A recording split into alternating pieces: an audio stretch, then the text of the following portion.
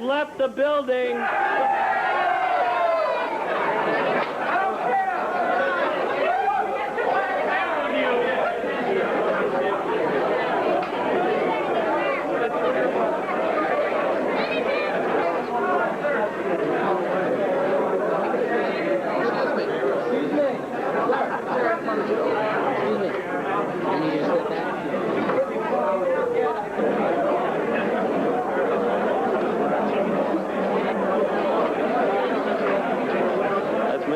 There too. Thanks. Wonderful picture, huh? If you want a better shot, she's right here. Oh, there you go. I don't think Missy knew that one was taken. I think Jason took that of her. Oh, there's another one of Missy. No, that's not Missy. Oops. Yeah.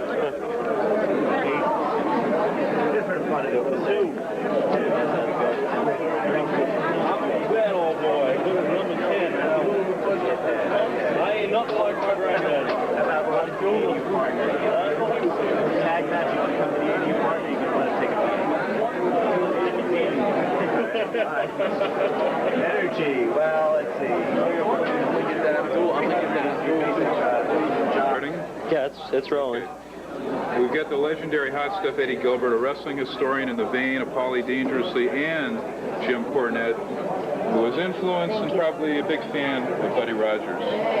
Yeah, well, not only a big fan and influenced by Buddy Rogers, but knowing that growing up that my dad's idol was Buddy Rogers, and that's how I grew up knowing about Buddy Rogers. Then when I went to the WWF in 1982 and 83, I remember doing my first Rogers Corner with Buddy Rogers, and I thought that was a thrill of a lifetime, and sitting and listening to a legend. And anytime I got a chance just to be around him, I just was in awe and amazement of a man that kept himself in the shape that he did and what all he did for the wrestling business, and people like the Ric Flairs and the Buddy Landells and even people like myself, in a way, Nick Bockwinkel, that patterned their self-strut and the way they would carry yourself in the ring. And strut a lot. wall. Yeah, sure, and people like that, and put those shoulders back. And he was just a truly a tremendous person and a great person for our business. And he was one of the all-time great, especially world heavyweight champions. You know, he was not only just flamboyant like a Gorgeous George, but he could also wrestle. And he was just one of the best. One of the best. Well, you've heard it straight from hot stuff, Eddie Gilbert, He really was. champion. I'm gonna miss him. I'm gonna miss him a lot too. We're back here in the canvas cavity with the legendary, handsome Jimmy Valiant, the Woogie Man Jimmy Valiant.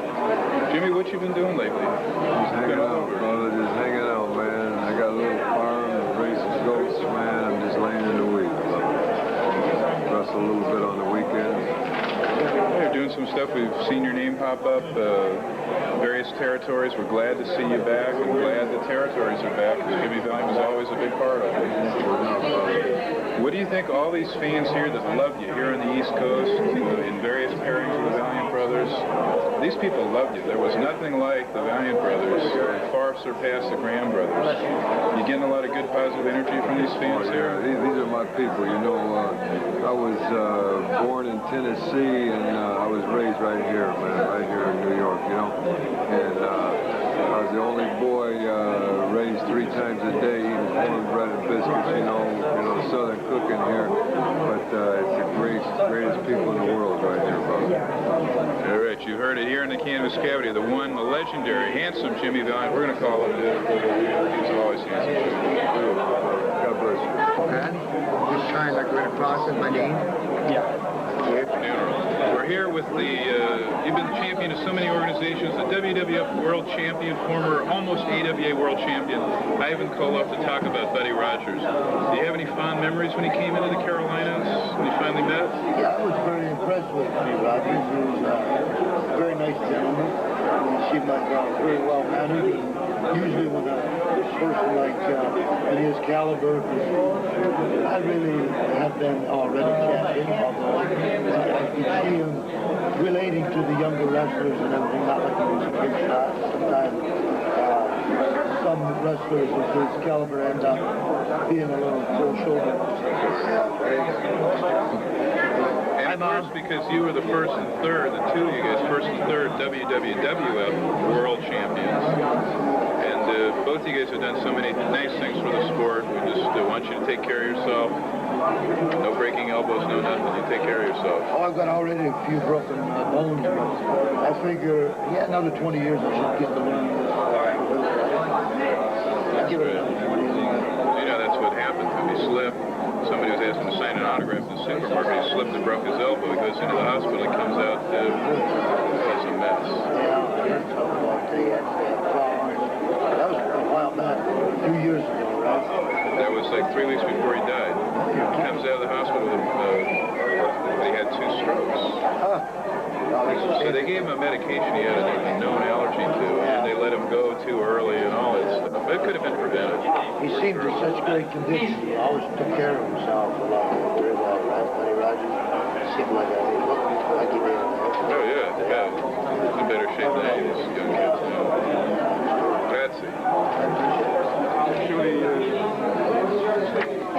ask him to say something in Japanese to all his wrestling fans in America that idolize him? We're back here. Are you running? Yes. Oh, is this an interview? Yeah, from my TV show. We're back here in the canvas cavity with the one, the only, everybody's superstar favorite, Jushin Liger. 自分のプロレスのケーブルのチャンネルがあるんですよ。で、What did you want? Like Wow Wow. ワーワーみたいな感じで、彼が自分でやって、いろいろテレビとかWell, every year he wins all of the Reporter of the Magazine awards. How does he feel about being everybody's favorite in America? アメリカでね、一番今ポピュラーなのがライガー選手で、そのことについてどう思いますか？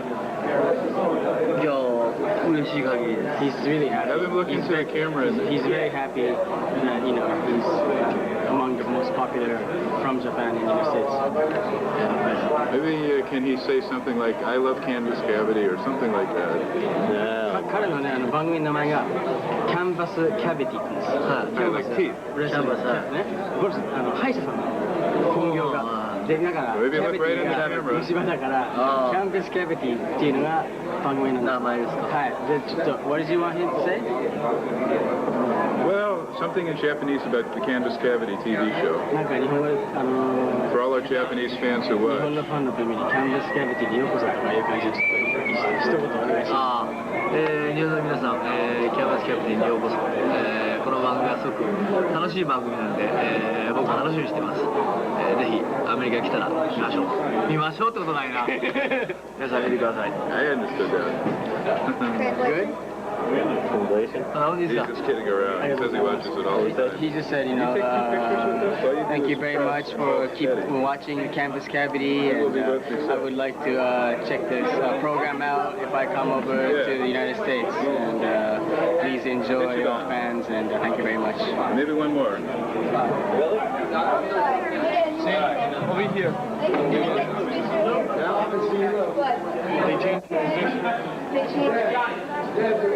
Okay, Bruno, come on back. Thank you.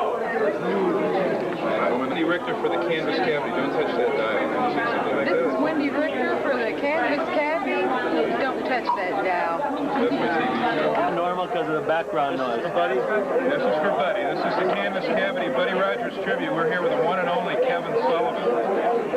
Kevin, just tell us anything you can think about Buddy you'd like to say. I've been in the wrestling business for 20 years. Not many people have had any I've not been awed by people in the wrestling business for 20 years. Buddy Rogers still awed me. A year ago, I wrestled with Joel Goodhart, and Buddy was on the card, and I was awed by Buddy then. And like I said, I've never been awed by anybody in the wrestling business but one man, and that was Buddy Rogers here. Even then, Buddy looked like he could have stepped in the ring, and Buddy carried himself. And the thing that I noticed about Buddy was he was larger than life, even in life. Because he wasn't a giant of a man, but he looked gigantic. He just was a credit to the game. He changed the wrestling business in his era like Hogan did in his. Buddy was on the first big run on television.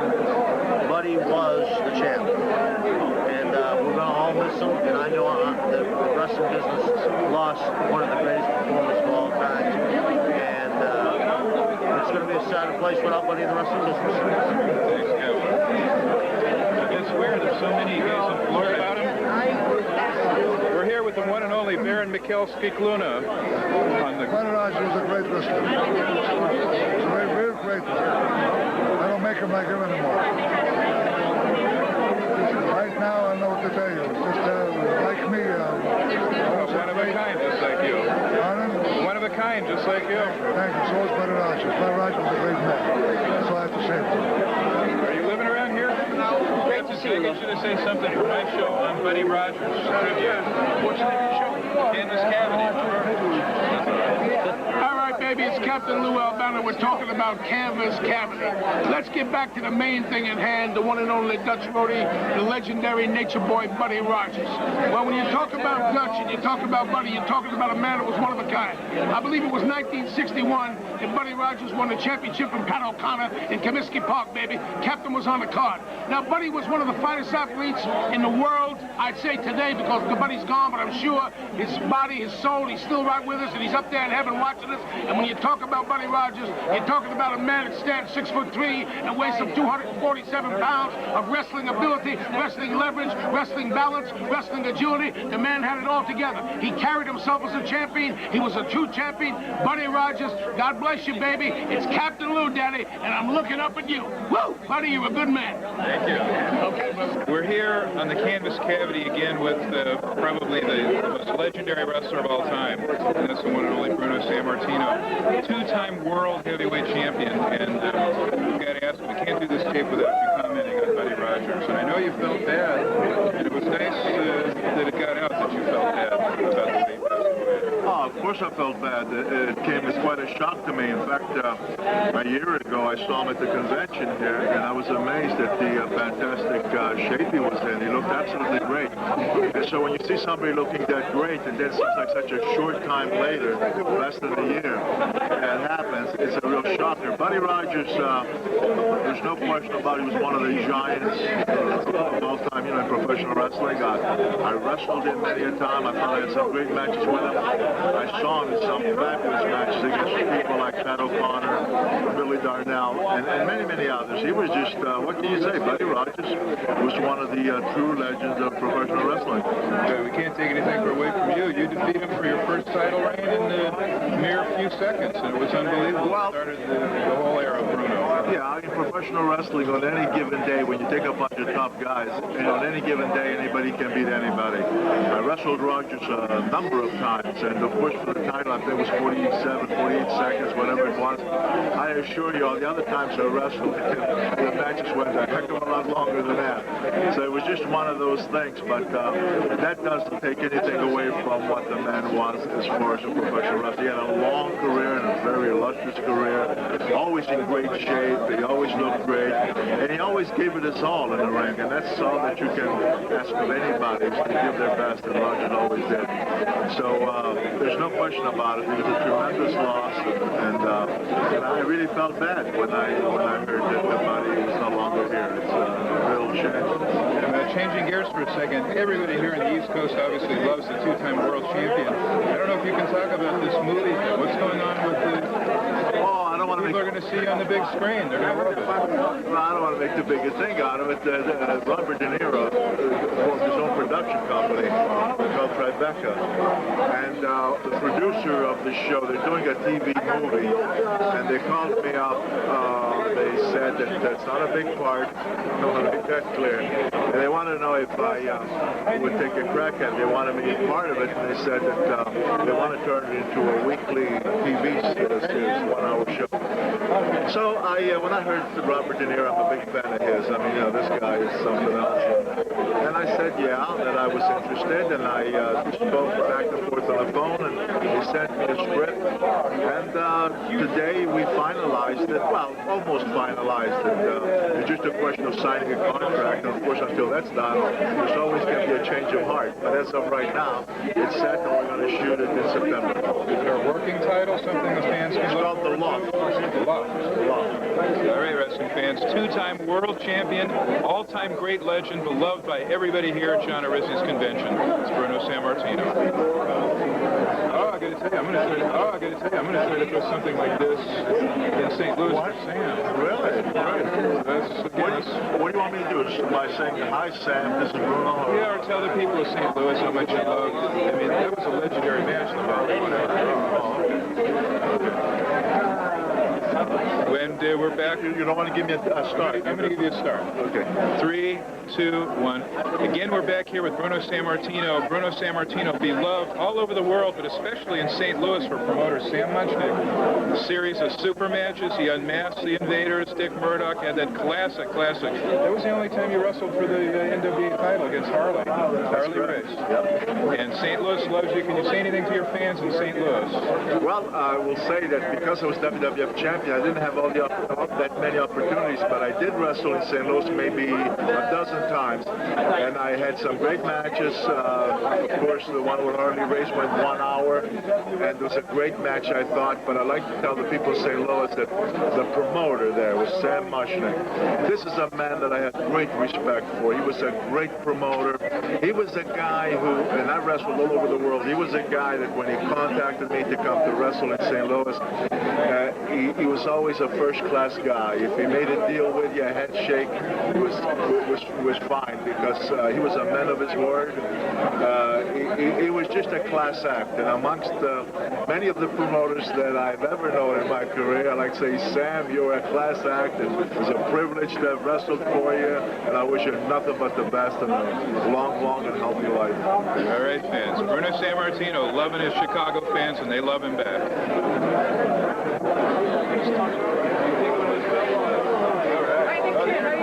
That's a favorite. So what's happening? That's a favorite. Like Dynamite here. No.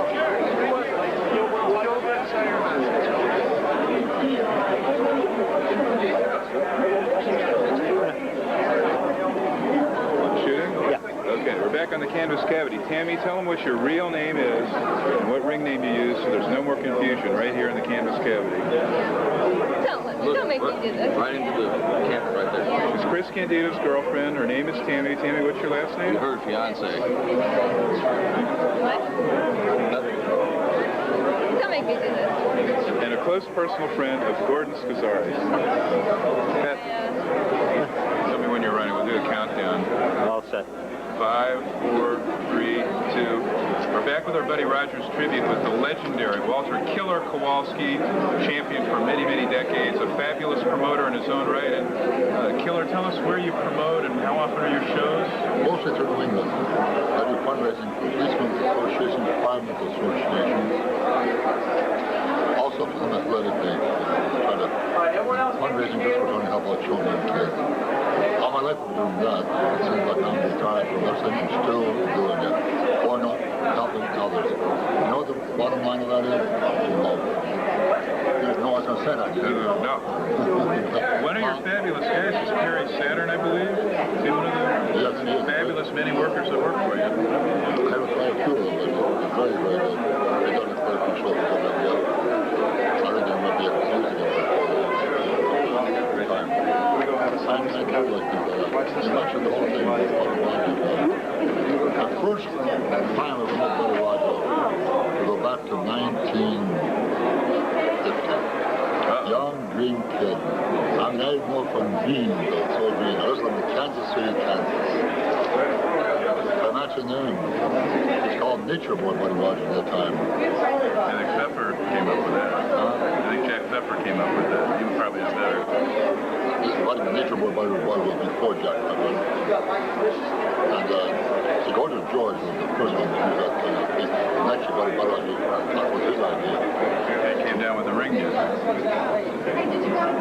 It had nothing to do with Jack Pepper. Nature Boy, Buddy Rogers was his whole idea. He came up with that.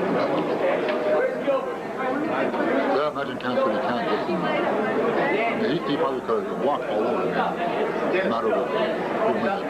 A young, well-built kid, he played with me that way.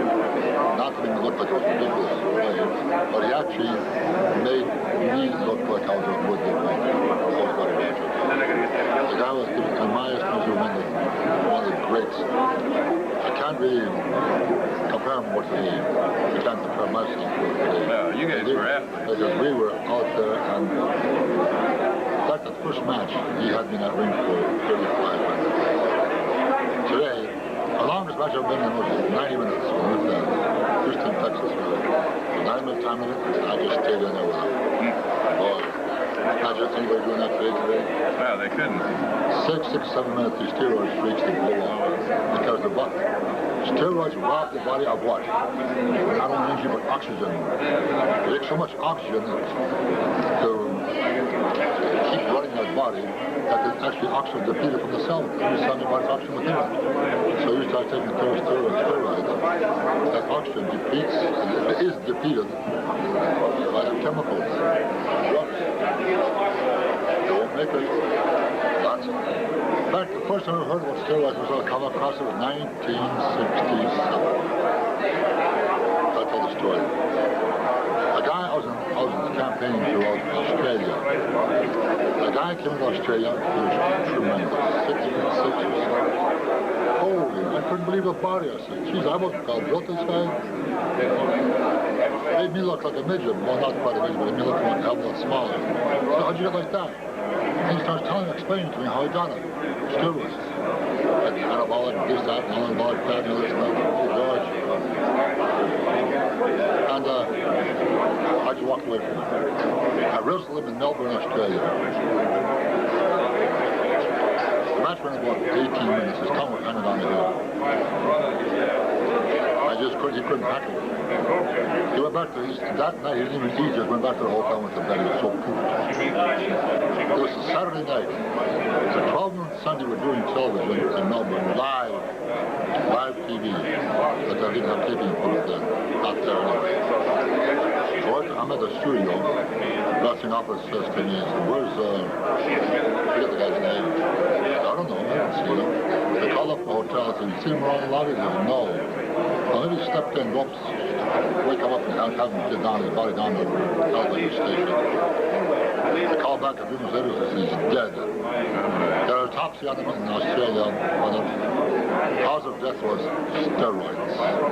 That goes to show you. And when I was there, I said, boy, oh boy, that live up to my name. Killer Kowalski, I finally killed the guy. Sit down, pull out there. You are the foreign country, you always pull out of here. So, I never had no sympathy for guys who commit suicide. To me, that was suicide. Everybody who takes steroids today is on a verge of committing suicide, right? That's right. So that's Let me tell you something. When we had Buddy Rogers, suicide. Let me get back to you. Buddy Rogers, we had him on the show 3 times, and we list his top 5 favorite guys, the best athletes in the business. Always had you right in there. Named you and Fez, always.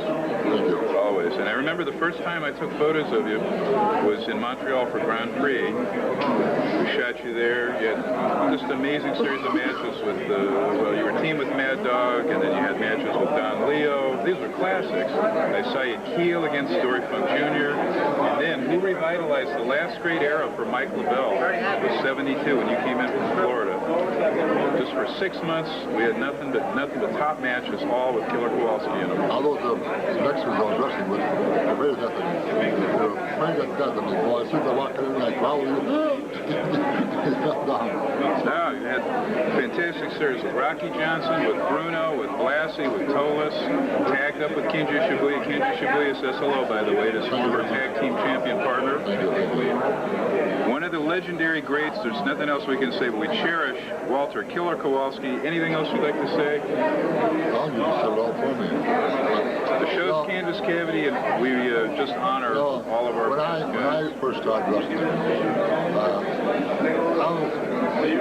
I never smoked in my life. No alcoholic beverage. No, you're noted one of the few vegetarian health guys totally concerned with health. I said, I'm going to make a commitment to this. Because I'm reading about food. The food has such a big part of physical conditioning. And so I started reading about it. As a vegetarian, I heard about some of these guys becoming vegetarians to increase their endurance. I read about it and I found out what it can do for you.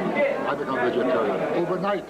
overnight to become a vegetarian, make up my mind. I will make a total commitment. They're doing great in that ring. I used to go in that ring with some other guys. Actually blow up, jump out of the floor, walk around, gasping for breath.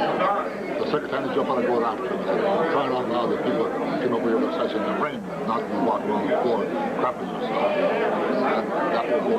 I used to go in that thing. Some of the guys nicknamed me Machine Gun Kowalski. That guy's like a machine gun, never stop. Keep going.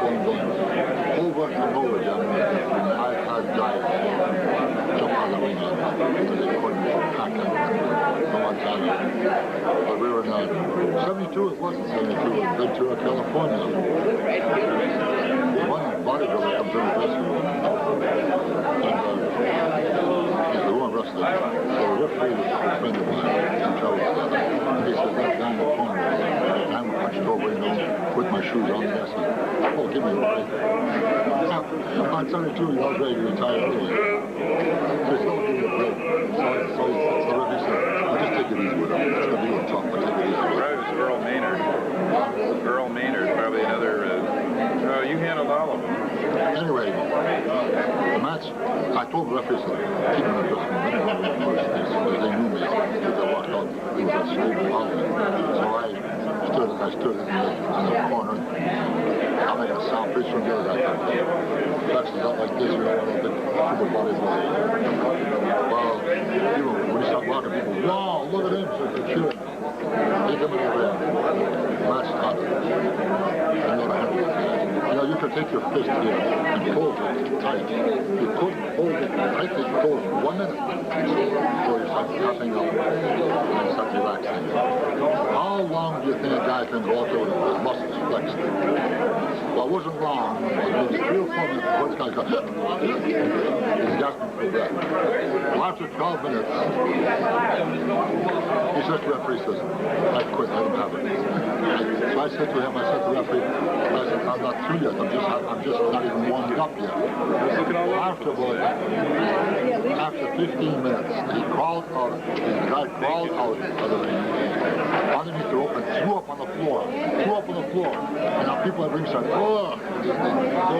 I grabbed by the ankle and pulled him right back in. Turned him over and started working on him, punishing him. Finally, he says, referee, I'm lucky I'm the guy with a grin on my face. Referee said, well, yeah. He's turning blue. I looked down at the coach, and referee's dying. So I referee said, get down quick, hit him, 1, 2, 3, raise my hand on left. I took a couple guys out and stretched and pulled him out of the ring. I got something else I want to ask you about. I want you to look in the camera. This show is also going in. We tape out in Oakland. It's going into St. Louis, and I want you to maybe say hello to all the fans who weren't there all that often, at least in the 70s, but what we're going to be trying to do... I was in there in the 50s and 60s. You were there. 50s, yeah. You had that great match with Dory Jr. there in the 70s. I wrestled my whole life, somebody asked me what you're living life forward, and what did you do? As I become a professional wrestler. I was ball, travel the world, didn't cost me a dime. And I enjoyed it immensely. The people I met were tremendous. I was one of the different professional wrestlers. I never looked down upon anybody. I'm always trying to help people. The whole idea was, and I did it. I poured out love. Hey, did you see my poem I wrote? Well, we saw it right in your program. It was right in there. You're all for love. Even today. I love you. Would you come? What we're planning on doing, and this is in the planning stages only, but Gene Kiniski's asked if we throw some kind of benefit just like this for Sam Muchnick, right in St. Louis, have the Briscoes, the Funks. Kiniski and Tess said they'd come in. Well, I'm going to tell you a story. I bet St. Louis would love to see you there. All for Sam. Sam Muchnick, he was the one responsible for a lot of Kowalski, who later became Kowalski. Sam Muchnick was a young green kid who had a job in Detroit, Michigan. Sam Muchnick heard of this young green kid, and he'd come down to St. Louis one night and back to work for the official Ford Motor Company. Thank you. They called the promoter up there to let him permanently. Sure. Well, Hemden Hart, so I went back to the Detroit office and I bought my own contract from him, signed up with Sam Muchnick. That was it. Sam Muchnick was responsible for Killer Kowalski, he being here today. I owe my love, my future, my everything to two men. Sammartino and Lou Albano. Hey, you want me down there to whatever you want to call it. I'm going to be there. By golly. Look, Walter Polish nicknamed Killer Kowalski. I love you all. Let me have you shoot a still of it. Tomorrow. You don't know anything about this business. Thanks for all. You don't need application forms for that. Who's excuse me for file? Yeah, they're outside. You have to ask him. Yes. Quick, okay, because we get going. We're just going through in a second. Yeah. Oh, just, you know, we're just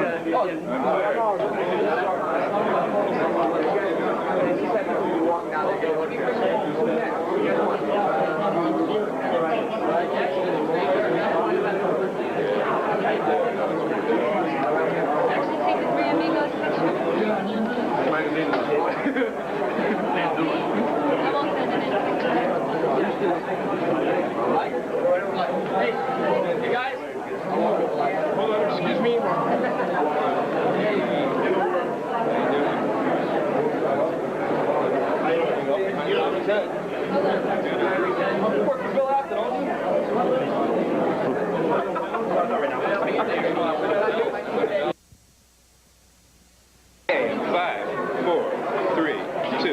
Back on the canvas cavity with a legendary Boston bad boy, Tony Rummel.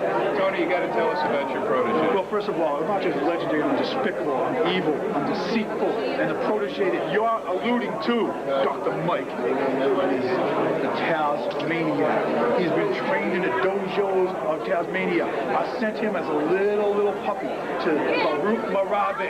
He learned every judo move possible, and now I brought him into the professional ranks, and I've had his soul cleansed by the evil Kevin Sullivan. You see, I can't do it alone. I make the Tasmaniac tick because the hand that rocks the cradle, they say rule the world. Well, the hand that rattle a cage rules wrestling, and that be me. You heard it. Tony Rummel, Boston Bad Boy.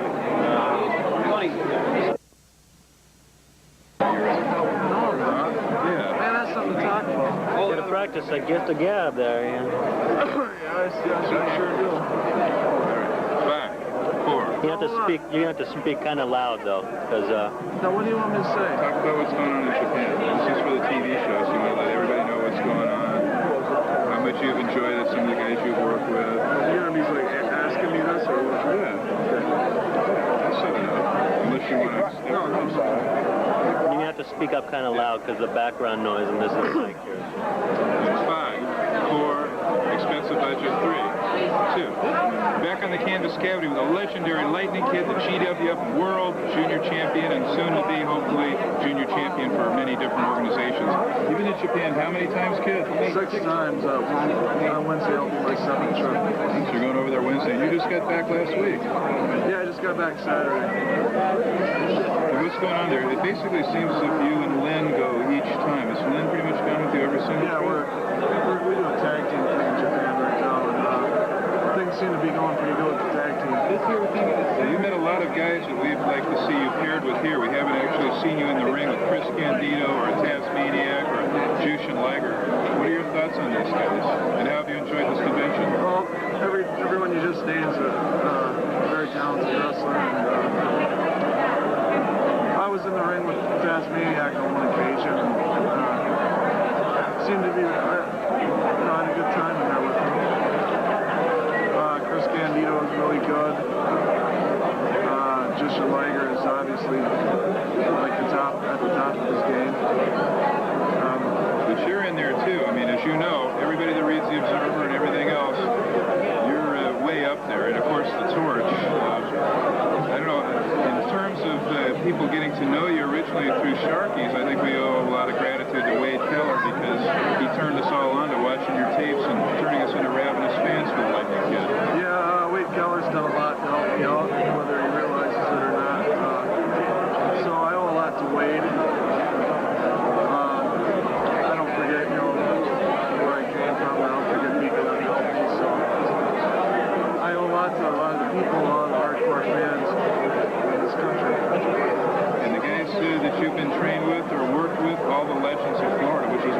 came from? A lot of people think you were born and raised in Minnesota. Maybe you had some time in Florida, but that's not true. No, I'm originally from St. Petersburg, Florida, and I started training with Malenko School of Wrestling, Sami Zornaka, the Malenko brothers, Professor Boris Malenko, when I was 15. And everything just started blossoming from there. You heard it right here with the Lightning Kid, perhaps the greatest American wrestler active today. Thank you for being here. Tune right into the Canvas Cavity. Next week, same time. Shooting? Yep. 3, 2, 1. We're here with the one and only Eddie Goldman, wrestling's racism historian. Anti-racism. Eddie, you're going to be doing a big project for Wrestling Then and Now. That's right. Tracing the history of wrestling, its origins in Africa, as it basically went, developed among the black population there, came over here through the slave population, and tracing it directly to today, to the racist stereotypes of promoters like Vince McMahon, and what fans can do to fight against it, to enliven the sport. Very back to its roots. Get it from Wrestling Then and Now, put out by Evan Ginsberg. Thanks, Eddie. Canvas Cavity. Canvas Cavity, right? All right, 3, 2.